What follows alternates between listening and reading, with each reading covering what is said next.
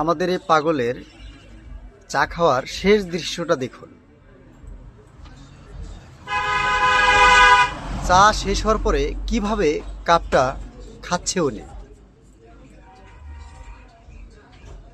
অমায়িক একটি দৃশ্য।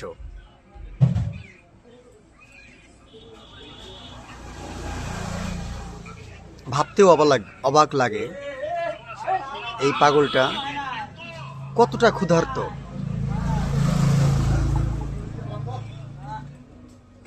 ওকে একটা চা খাওয়ালাম, তার শেষ দৃশ্যটা আমি ভিডিও করে নিলাম।